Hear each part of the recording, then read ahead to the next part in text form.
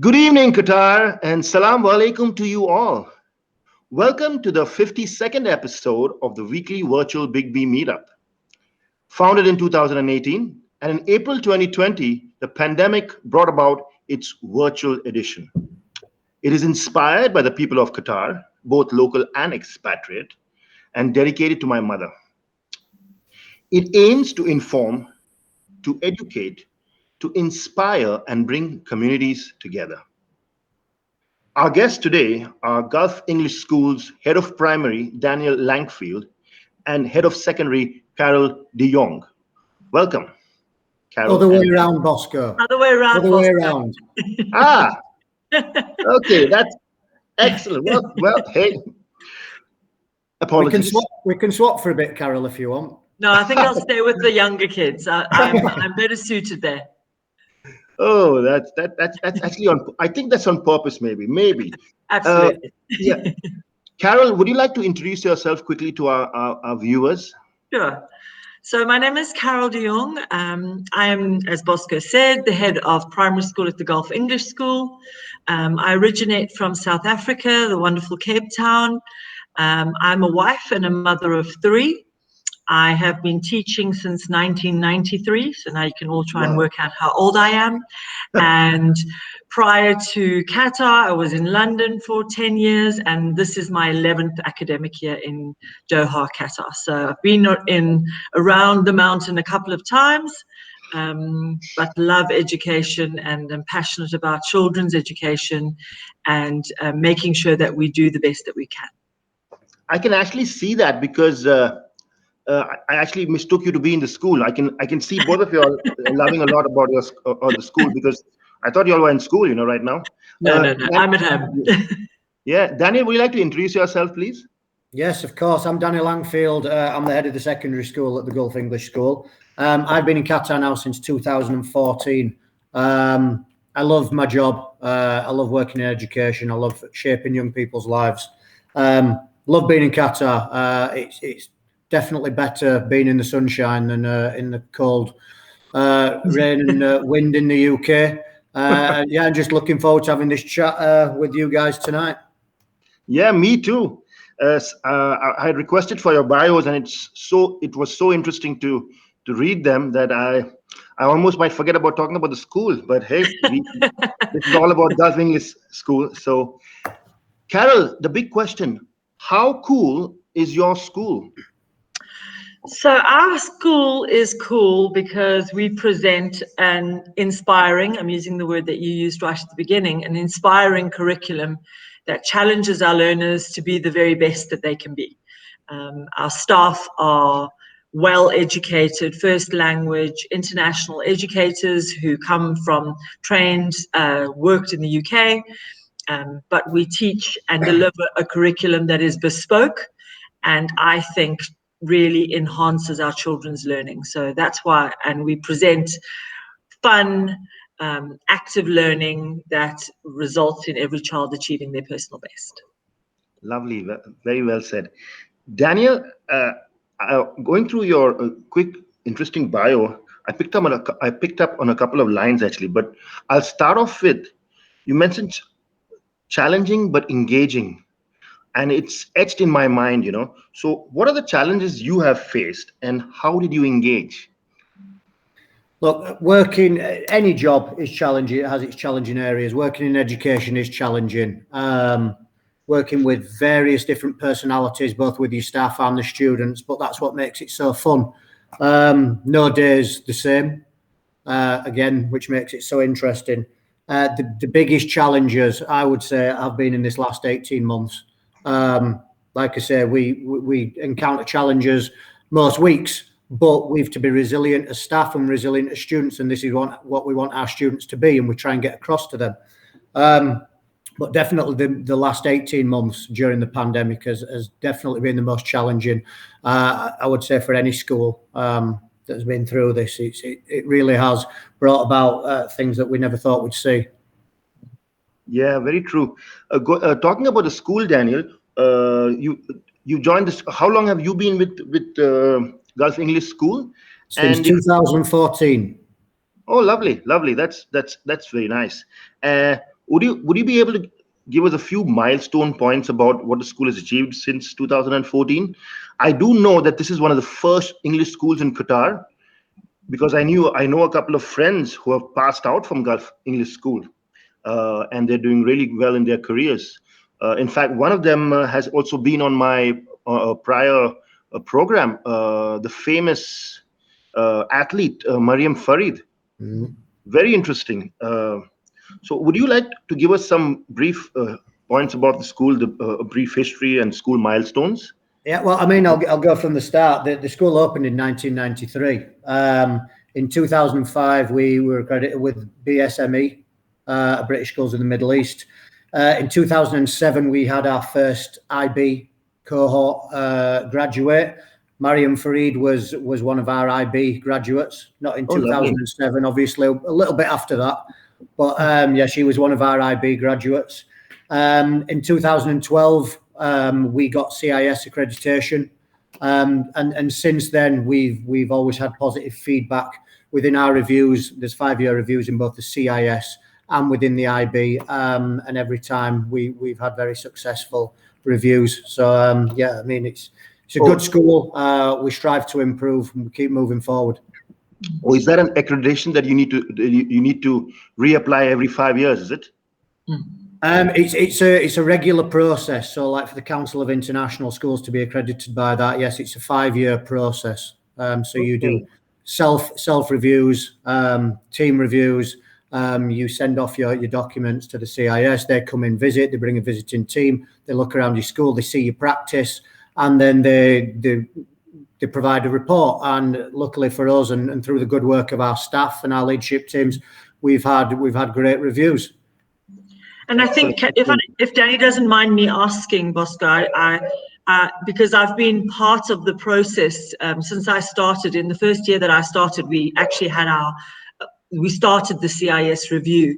And I think we've done so well every time we've had a visit. And the visiting teams have always commented, part of that success has been the commitment of the owners of our school. You know, they're members of the family are on our board. They direct us and they guide us. They give us strategic direction. And time and time again, the report comes back to and really applauds the involvement of the owners. And I think that's what makes this such a success story, that our owners aren't just people who are sitting somewhere and treating us like a business. They're actually part of this. Their grandchildren attend our school. They're committed to our school and the development of it and to the education of our children. And so that's part of our success as well. Carol, I can't agree with you more. I've had first-hand experience with working with the family that owns the school. Yeah. I've actually had pre-COVID. I've actually had an event, a Big B meetup at Sheikh Faisal's museum, with the attendance of himself and his daughter, and the granddaughter as well. Yeah. And very amazing. I can't wait to go back and do another collaboration with them. Having said that, it was very interesting to know that the school started off 28 years ago now. 28, yeah. Yeah, at a villa compound. Now I can relate to that because I've also educated myself in Qatar. I've got an education in Doha, in one of the first Indian schools in Qatar, second Indian school in Qatar, and we were the first batch, like how Mariam Farid was the first batch of your school, and we actually also operated out of a villa. Yeah. So I can understand that very well. And again, I mean, just the vision that's taken to move from a villa to a school that has 4 campuses, that spans from a nursery all the way to IB, that can cater for capacity of probably 1,800 pupils. It's amazing. So yeah, again, credits to the leadership. Carol, I'm laughing because I don't know, my next question. I haven't seen your notes, I promise. Yeah, I feel like making you the host, and because I actually do that. Actually, that's part of my since the past 4 months. I give an opportunity for my guests to be the host, and they ask a question each to either of the speakers. I don't know if you want to do that. You might just Carol, go on. My children will say that I talk too much, so I won't be the host tonight. I will hold back. Very interesting, actually. Coming back to Daniel and deviating, I want to come back to the school, of course. Carol has, put me off the rail here, but in a very Sorry. nice way. No, in a very nice way. I like that. I like that. Daniel, I can't help myself but ask you about the sports science degree that you have, and you're a semi-professional footballer. I know you don't want to talk much about it, but please, as a diehard football fan myself, I'd like to know a little bit more about Daniel Beckham Langfield. Beckham, not quite. I wish.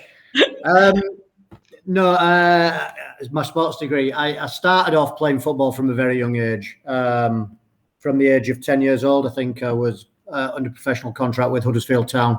Wow. Unfortunately, about 17 years old, I was released from Huddersfield Town. But then for a good 10, 11 years after that, I did play semi-professional football for Guiseley and Emley. Due to my love of sport, my passion, I went to university, got my degree in sports science. And from this, I thought, you know what, I'd love to give back to young people, and got into teaching. I became a PE teacher. And then, I've worked my way up from there. Interesting. Very nice. Have you taught PE at Gulf English School? Yes, I have. And I've actually got a couple of PE lessons next year on my timetable. So I'll still keep my hand in. Lovely. That's very interesting to know. That's great. Coming back to you, Carol, you mentioned a very, very lovely statement, actually. Education changes lives. How has it changed yours? I don't want to talk for a long time, because this is a topic that can really send me off on a tangent. But I come from Cape Town. I come from South Africa. Anybody that knows the history of South Africa will know that when I was at school, certainly, and pre that, education was not equal. Education was not for all. And I think as I decided to go into education and pre-university years, I just more and more became aware of the inequality that was around me, and how that just didn't resonate with what I believed, or what my family believed, actually. And so when I went into education, it was that I wanted to make a difference, and believed that all children, no matter where they are in the world, no matter what their economic background, they deserve and should be entitled to a good quality education. And then went to the UK, and many people will have a lot to say about the British education system, but what I love about the British education system is that each child gets a good education. Each child, wherever they stay, no matter their postcode, will have equal education. And so that's really been my mantra in working with my staff, working with parents, working with everybody that I come into contact with. What do we need to do to make sure that we deliver the very, very best for our children in our context? And that looks different around the world, but in this context, what do we need to do to make every child that comes through our door every day the best learner that they can be, and open as many doors as we can for them? So that's a bit about me. That mantra also resonates with Her Highness Sheikh Moza, with the education for all, non-profit organization that Qatar has. And also, Bosco, in the Aries group that we belong to, there is Faisal Without Borders, which is a charity that belongs to this organization, and they also do a lot for education. So that really warms my heart, and I think that's another reason why I feel so passionate about working at the school, because I think a lot of what we do within our school, within this group, within our cluster, is about creating opportunities not for our own learners, but for the wider community and the world. So it's very inspiring. Yeah, well, that's one of the questions I have. It must be. Sorry, I keep on doing that. No, that's fine. That's fine. I'm getting to learn you better now. I know what to do now. I'm not going to be on guard. But Carol and Daniel, I believe it's an opportunity that the school has taken, where you're a part of. I think the largest conglomerate in Qatar. as a group of companies, and you'll have such a diverse group where it's also pro-educational, where you have the museum, you have a riding school, and so many other aspects of the organization. How does the school take benefit from that? Do you all have field trips to the museum? Because I believe it's one of the best museums in the world. I don't know about free trips, but we do go for trips. Look, it's great. We have, like Carol touched upon, we've got Faisal Without Borders, which is our charity organisation. We also in school run a service learning programme, and as part of the IB diploma as well, we have CAS, so Creative Action Service. So we work with Faisal Without Borders quite closely. We had a huge blood drive within Qatar that was run through the school and Faisal Without Borders that ran at Qatar, and thousands of people turned up to donating blood, which was fantastic. So there's always these type of things going on within our organisation. Yeah. The museum that you've touched upon, yes, we go up there, we visit the museum. We have something when we're not in pandemic times where we have fitness at the farm, where our students can go up to Sheikh Faisal's farm. We can go in the museum, we do quizzes, we use the sporting resources that they've got up there. We also have the equestrian centre, so our students have been able to go up in the past and have horse riding lessons. It really is fantastic to be part of this. Very true. Not many schools can have that. Should we say? And during COVID, we've actually been running virtual workshops with the museum as well for our Key Stage 2 learners, which the children have really enjoyed. And so the museum have developed an online program, and there's different themes, and they've been delivering it to the pupils online using the artifacts in the museum, which has been a really fantastic resource and one that we've been able to tap into. So another benefit of being part of the organization. Yeah. Carol, I'm going to banish you. I'm going to banish you. I'm sorry. She's answering questions before you've asked them, Bosco.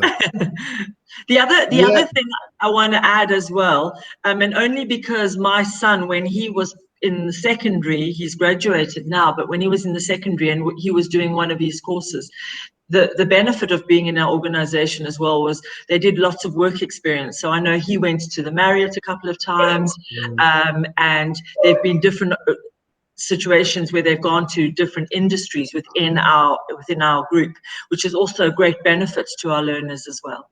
Carol, very, very interesting point I'd like to get out of you here. So did your sons educate themselves at the school? Yes. So when we arrived, that was a long time ago. My youngest son was in preschool, and my oldest son, I think, was in year 4. And so Ewan graduated at the end of last year, and so he's doing a gap year this year. And yes, so that's lovely. So of our own, yes. So you have two faces to talk about, how as a parent and as a teacher, yes, and part of the leadership. 3 different groups that are represented. So did you cut yourself some slack? I did, but my husband didn't always. You know, he was a good parent, so he would ask the difficult questions if they needed to be asked. But yes, a good experience all round. Okay, lovely. And I believe you'll have a new campus from a single campus. You'll actually have 4 branches now. We have our main campus. We have our infants department, and within infants next door we have a nursery. And then when children finish in year 2, they transfer to the main campus, which houses the juniors and secondary.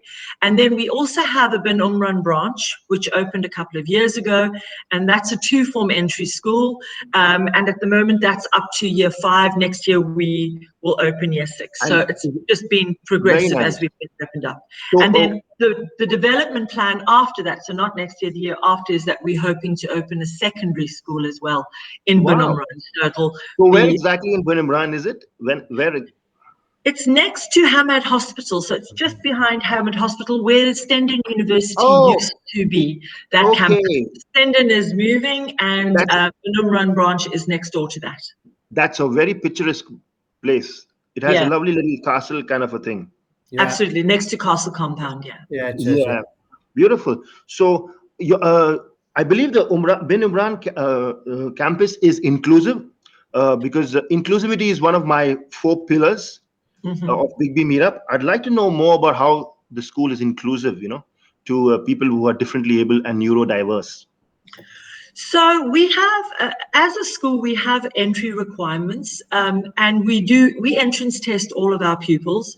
And part of that process, there's 2 parts. There's a entrance test for the pupil, and then we also do a parent interview. And from there, we discuss and we review the child's application. Our vision is to provide an education for every child, and to help them achieve their personal best. And part of that process is for us to do our very best to make sure that we can provide for those children. It would be useless us taking in children that we didn't have the facilities to cater for them. So there are parts of our school that can cater for differently able children, and there are other parts that would find it a bit more difficult because we might not have the physical space.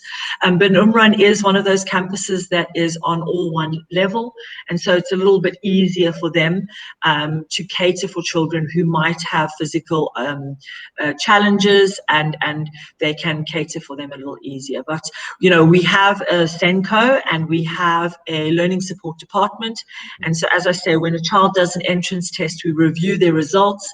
If we feel that that test hasn't given us enough information, we might ask parents for any additional information. We might ask for external reports or other providers. So we work closely with some pediatricians at Sidra, Rumaila, who might give us more information, and then we take the decision from there. But within that process, we always try and consult with the parents and make sure that we are giving a very open and transparent opinion. Okay, that's Bin Umran for you.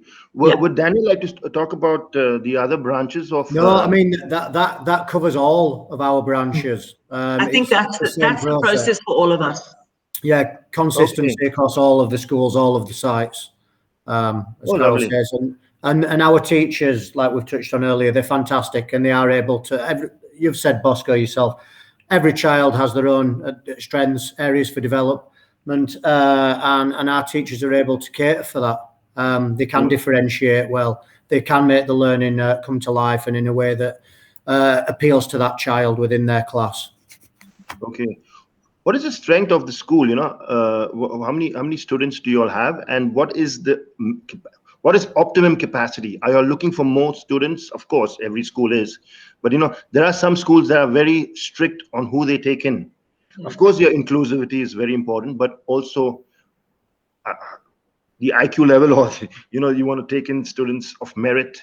I had to go through an IQ test when I had to change school I changed 4 schools actually. And when I went to the boarding school in the mountains of Rajasthan in India to an Irish brothers run school, I had to go through an IQ test. Thankfully, I passed. Yeah. I think that was many years ago. I don't know if we do IQ tests anymore. But yeah, I think we are very transparent in what we believe in. We do have expectations. We have high standards that we would like to maintain. We know what our exit point is. So how many, what a child needs to achieve by the end. And so we do our very best to make sure that throughout the process we are supporting our students, we are delivering the best education that we can to get them to the level at the end so that they can be successful. And from there, we have a lot of our students who are going to be very, very successful. They go on to universities. We've had a student in the last couple of years who has gone to Oxford. They go to the military. They're entrepreneurs. So they leave us and do great things. Very nice. The question of the strength and the capacity and optimum capacity wasn't answered. Would you like to? We're at around 1,800 across all of the sites. That's a pretty large number for any school, actually. No, it is, and luckily we have a lot of parents and students who want to come to our school, so we are able to keep those numbers high.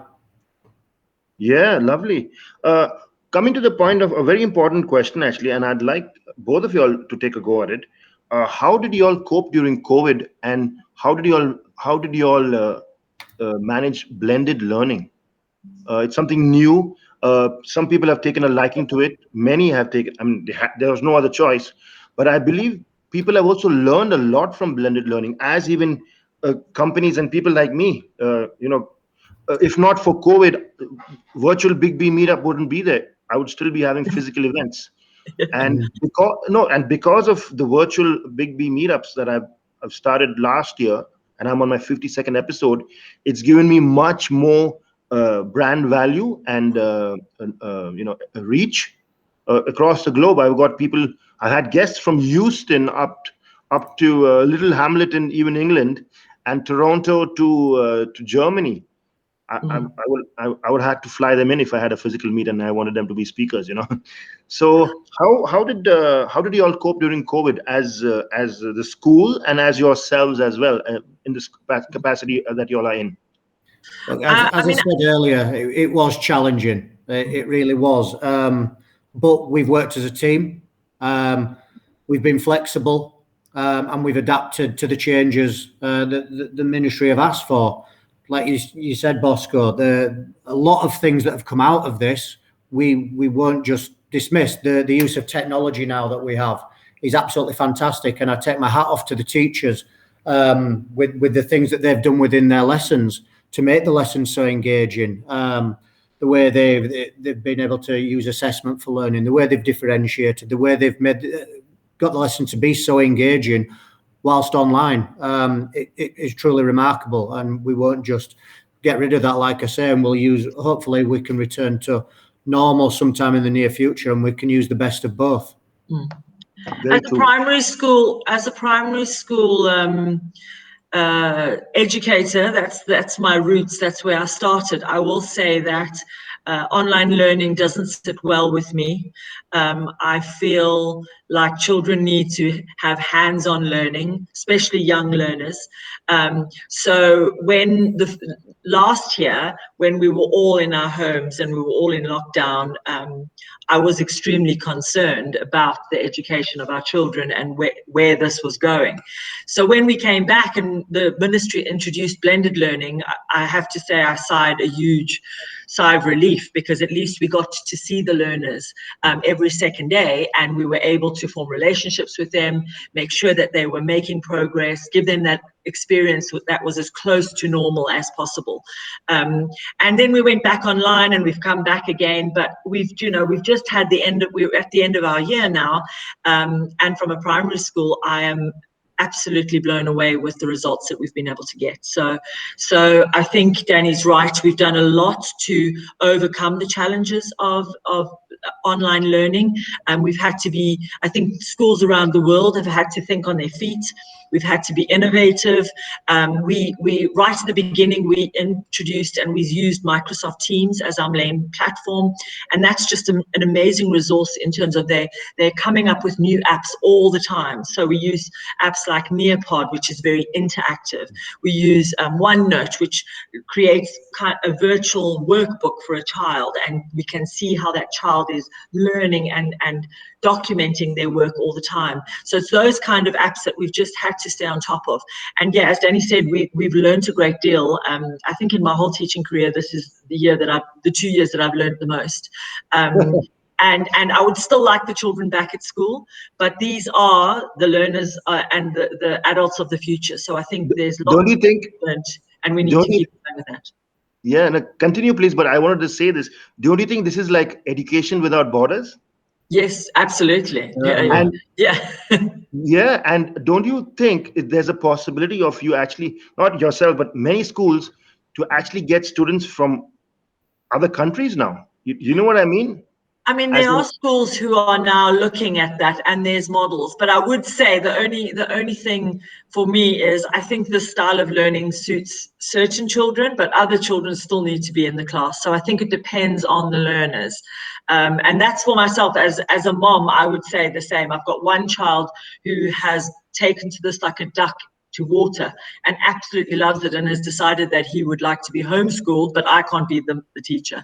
And then I've got another child who really just wants to go back to school. He's had enough. So I think it depends on the learner. And that's what individualized learning is about, isn't it? Like I say, the best of both. You can't beat that personal touch. Yeah, Definitely. absolutely. Carol, you're old school, just like myself. I still remember the duster being thrown at me. We don't do that anymore, Bosco. Definitely not. I know.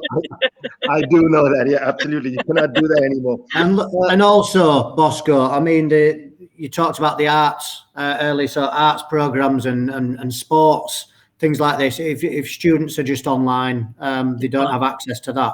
And obviously, we've got to cater for all students and students' well-being as well. When they're in school, they're socialising with the peers, they're socialising with the teachers. It's been tough. It's been tough for everyone, this pandemic and online education. Another topic I want to touch about is on Istidama, Arabic for sustainability. And how sustainable is Gulf English School? And do you all have any programs that you all have in-house on sustainability, on green building, or encouraging children to recycle, reuse?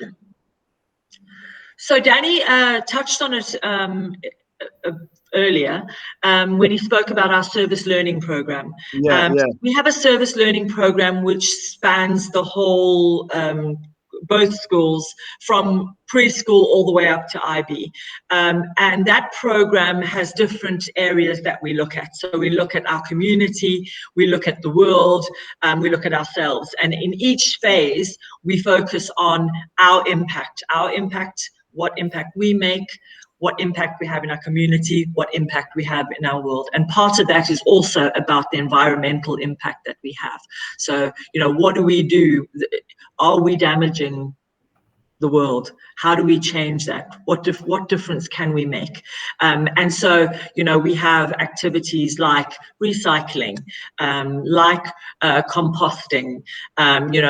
2 spring carnivals ago, we had we had another organization come and talk about products that are fruit and vegetables that are being grown in Qatar, and how lovely. Organic fruit and veg that was sponsored by a farm here. And then they had activities around composting and recycling and how that can be used within our families, within our school. I know that the IB students took on a project. They were looking at how we could become more sustainable within our own school, our canteens, how we can separate the food and all those kind of things. What was the name of the organization? So the company is called Agrico, and yes, it's an organic farm up in Al-Khor. Oh, lovely! Because I know a couple of companies as in organizations that do the same process, and I also have a few people who'd love to speak at the school to impart knowledge to the students. Once phase 3 and phase 4. Pardon me, Daniel? That'd be fantastic. Yeah, thank you. Yeah. Another thing is, I'd like to know a little more about your extracurricular activities that you'll have at Gulf English School.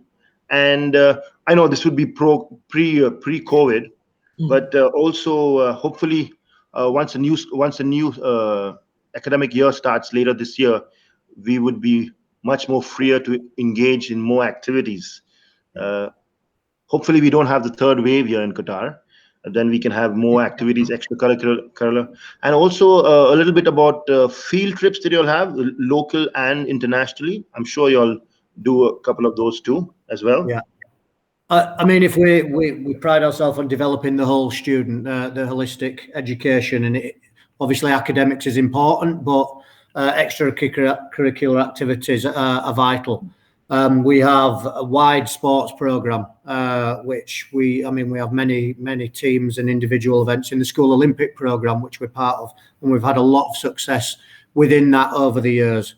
We have things like MUN, Model United Nations, where we've had delegates go off to. I was part of it a few years ago, where we took a delegation team to Rome, to compete over there. We enter Qatar debate. We have things like Destination Imagination, science events, arts programs. I mean, are some of these bespoke to Gulf English School? Some are, yes. I mean, other schools can enter things like the School Olympic program. They can have MUN. They can enter MUN conferences. It's up to the school. We do try and get involved as much as we possibly can, and we've got a lot of staff within our school who are really keen to run these types of things. It's part of our interview process. We want to know what staff can offer us when they come to our school, and the things that they can offer is fantastic. I mean, we also within the secondary school on a Wednesday afternoon when we're not in pandemic times, the last lesson on a Wednesday is dedicated to enrichment. So this is where students get to let their hair down. They come off timetable and they can do swimming. They can do various sporting activities. They can play board games. They can do create things in science. They can create their own experiments. It's really interesting to see what the students want to do, hearing from them and the student council, and what our staff can offer. That's nice. Yeah. Another question would be, school. Could you touch? I don't know if you touched upon this earlier, but I'd like you to touch upon it again on briefly on the school milestones. If you could, just elaborately say a few things about the school milestones of Gulf English School. Do you want me to go, Carol? Yeah. I'd want you to go too. No, right. So I mentioned earlier. So we opened in 1993. You've already said that we opened in a villa. In 2005, we were BSME accredited. Then in 2007, we got our first IB diploma graduates. 2012, we were CIS accredited, and like I said, a couple of times since then for both the IB and the CIS, we've been reaccredited, and we've passed all those stages and processes. We also were the first school in Qatar to offer BTEC as a pathway within education. So, I mean, we've got the IB diploma, we've got IGCSEs, we've got AS, we've got A-level now, and we were the first school in Qatar to offer the BTEC pathway, which is a vocational way for our students to learn. It isn't solely content to at the end of the day to sit an exam. It's about putting these contents into real life situations, so that, I mean, for certain students it's great for them to see how it works in real life and within a working environment. Nice. Would you want to add anything on that, Carol? No, perfectly put. Wow. No. Okay. A question for both of y'all. Where do y'all see the school in the next 5 to 10 years, even 15? Because years are just flying like months now, especially during COVID. I can't believe we're in the second year. Hopefully it's the last COVID year. Inshallah. Absolutely. Yeah. Please let it be the last COVID year. Yeah. I think as an organization, we would just like to continue to deliver the very, very best that we can, and make sure that if we expand to any further sites, or if there's any expansion within our school, that we consistently deliver high quality education. I think many schools around the city are expanding, and it would be silly for us not to consider that. But as I say, as a leadership, we will always only we would only always consider expansion if we can continue to do it at a high level.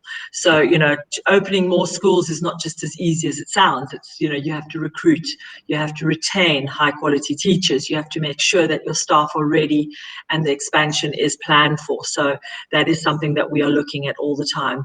Obviously, our main campus is Al Gharrafa, and, we have a very loyal family base of families who send their children to our school, but more and more we're getting children from outside of that catchment. So, children coming from Alcor, children coming from Lusail, children coming from the other side of the city. So, we're always looking at ways to possibly deliver the same kind of education further afield. So, and that's part of our expansion, yes. Yeah, and also, what are the key things that when you all interview students and their parents? What are the key elements that they ask for, and what do you think are the key elements of your school? For me, I'm not a parent, but I visited your school just once, early February last year, and it was mayhem getting there because the roads were a mess. But this Ramadan, I was going to an iftar gathering or a quick one-on-one iftar. Actually, cannot have a gathering. Caught you out there.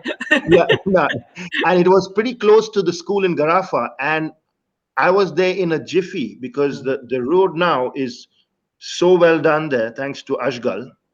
Qatar deserves the best, of course. It's so easy to get to the Gulf International School. But my question is, what are the pointers that people ask for when they come in for an interview, or when you interview them to take in their children? I think you're absolutely right. I think location is important, and so lots of parents will say, 5 years ago my child went to school further afield, further away, but there was no traffic in Doha, and so it took us 10 minutes. Now with all the traffic, it's taking us a long time, and so we'd like to come a little closer to home. So location is important. Parents also look, the average parent now is very savvy in terms of school fees and what you get for it. And so they ask us questions like, what are your facilities like? What do you offer? What kind of teachers do you have? What's their educational experience and background? Where do they train? Are they first language speakers? And all of those questions we answer with a yes, because that's our criteria when we recruit staff. So I think parents are looking for location, parents are looking for facilities and what we offer, value added, and I think for a caring environment, are you going to look after my child? Is my child's education important to you? And so that's the kind of discussions we have when we have parent interview. Not to mention the extracurricular activities that you all have, I think second to none maybe, or very few other schools can have that. The access also, because you'll have a writing school access, you'll have the museum. Absolutely. So we have SFQ, which is the sports academy, and they deliver some of the activities on our site actually, which means that children can go from us straight to transition to another activity, and they do swimming and football and karate and taekwondo and all of those activities as well on our campus. So those are also things, Lego and robotics and all of those. So there's lots that they offer. And as you said, the advantage of being part of this cluster that has different facilities available. Yeah, there's a question from somebody, a sharpshooter as well, nice named. Is GES inclusive? Yes, it is. But yeah, isn't it? Or the nursery is at Gharrafa at Bin Omran. But what about Gharrafa? Like Carol said, we try to be as inclusive as possible. But like Carol mentioned earlier, we do entrance test, and when we take on students, we want to know that we are able to cater for every single need for that child. So, I mean, if we can't, then Carol mentioned earlier, we'll be open and honest, and we'll say that perhaps we're not the right fit. But for the most part, we'd like to think we are. Like we've said earlier, we've got the staff, they've got the skill set, they can differentiate lessons, they can bring learning to life, so that everyone has got a good chance of gaining an education. True. Having said that, I have a program that I'm working on. I was supposed to have it last year. It's called Eco Quiz with students, and it was planned to have it at a heritage site. I'd collaborated with Qatar museums on this, and again, COVID didn't allow me to have it. But I'll be definitely getting in touch with you, Carol and Daniel, because I'd like the school to participate in it, and hopefully I'll have this in late September, early October. Yeah, and once you're back from your much-deserved holiday, we can have a chat about it. Yeah. Hooray! Sounds great. Yeah, true. Uh, any other pointers I'd like to know from you, Carol and Daniel? Actually, now I get a bit nervous to ask Carol any questions, but it's always good to ask questions. You The, the, sound like the the, people that I work with. That's what they say as well. Or should we ask Carol a question? No, Carol, I'm just joking. The thing is, Carol, I heard I'd like to thank you for sharing your wonderful podcast that you had with another gentleman, and I'd like you to introduce me to him because I'd like to host him at some point. Yeah, But no. it was wonderful to know so much about you. I wish we had a podcast of Daniel too. It'd be nice. It'd be nice. But I hope I've shed some light on Daniel and of course you, Carol. Uh, I'd like to know anything unique that you feel about the school that other students should know about. I got some of your students here on viewing this, and some of them are pretty naughty. But of course, I was a naughty student myself. But it's fun. It's fun. Yeah.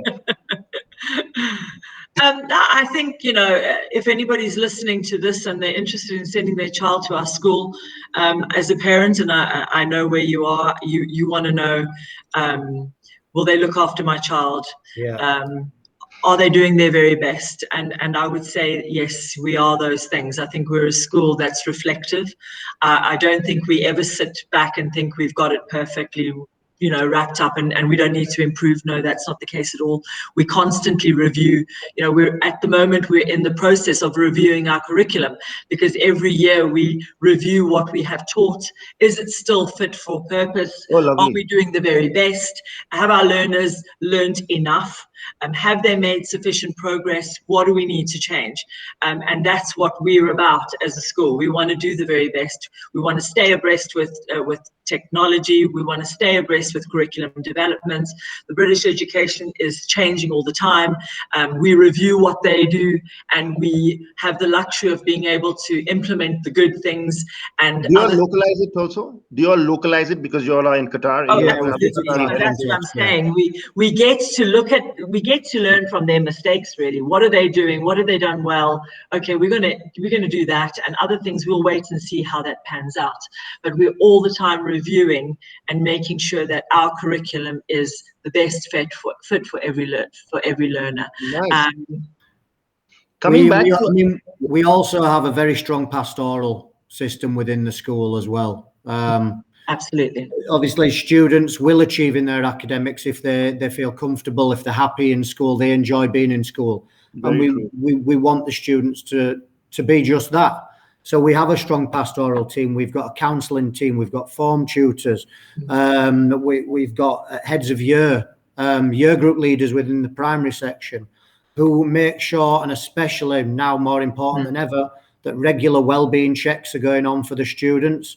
What We is the check strength in of the with, faculty? Wow, you seem to have too many. Wow, a big number. we're a big school, Not Bosco. too many. Too many is not the right word. I know, I know. We've got staff in responsibilities where they need to be and where they can make a difference. And like I Lovely. say, right now during the times, well-being is crucial. So we do have these check-ins. Absolutely. We do cater for the students. We make sure we listen to their concerns and we can try and act on these things. And for next year, it is part of our strategic objectives that we really try and make a difference on the well-being for both the staff and the Yeah, students. true. Well, here I have a teacher who's tuned in from all the way from Toronto, Ontario, Claire Rose, and she is a teacher in one of the schools out there, and has something to say. Online has its own challenges. Yes, of course, Claire Rose, it does. And I think that comment is absolutely true. I think it has its massive challenges, and that's why we were so grateful when the ministry announced blended learning, because that gave us the opportunity to have those face-to-face encounters with our children, to keep them engaged, and so we could build on their learning when they were at home because of the contact that we'd had at school. So, when you don't have a relationship with the child that you're teaching, it's quite hard to motivate them and engage them and keep them engaged. So that physical contact, that face-to-face, well done is so vitally important. And I think that's definitely helped us this year. Wow, yeah, very true. Well-being is another bastion of my Big B meetups. I do a sports and wellness themed event every Qatar National Sports Day actually, and that's where we had your alumni, Mariam Farid, speak. Wonderful, actually, wonderful ambassador of your school. Would you know any other students who have excelled in your school that you could maybe mention? We've had Sakir Al Hitme, who is a professional footballer. Wow. He plays for Qatar, and then at the minute we've got a year 11 student, Ali Al Tamimi, who is the Qatar goalkeeper for his age group, which is fantastic. Fantastic. Yeah, I know another Al Tamimi. He's the number one squash player of Qatar and the Middle East. Actually, he's an Al Tamimi too, and of course, been on my virtual Big B meetup. Before we say goodbye, I'd like you all to give your message of love and peace to our viewers and to your students who are also tuned in. Yeah, maybe you want to give them a piece. Yeah, and it was very nice to have you, Carol, and Daniel on my show. I must say, the most easygoing head of your respective departments I've ever had on my show. I've had principals before, but you guys are pretty cool. Is that good? Yeah, I believe so. Yeah, I believe so. It is. Thank you for having us, Bosco. It's been a pleasure. Thank you for having us. Yeah. Education has to be fun, Bosco. It has to be fun. If we're not having fun, our children aren't going to have fun, and they're not going to learn. And I think education is so vitally important. It's the way we change the world, and we get children on our side and enthused by education, by being people who are enthusiastic and want to spread that. So I hope that's what we've shown today. Very true. So you'll have earned your summer break actually, very well. Oh, we didn't know that was why we were doing this, so we can go on holiday now. No, I didn't mean that way. But are you guys back to your respective countries for a well-earned holiday break during July and August? We hope so. Yes, we hope so. Yes. Well, I'm going to Cape Town, which is winter at the moment, so it's going to be cold, but it is a break to go and see family, so that'll be wonderful here. Yes, it is. Daniel, would you like to give your lasting message for us, which I always ask, a message of love and peace, and maybe kick a football a bit? No, simple. Thank you for everyone who's joined in. Thank you for who's been watching.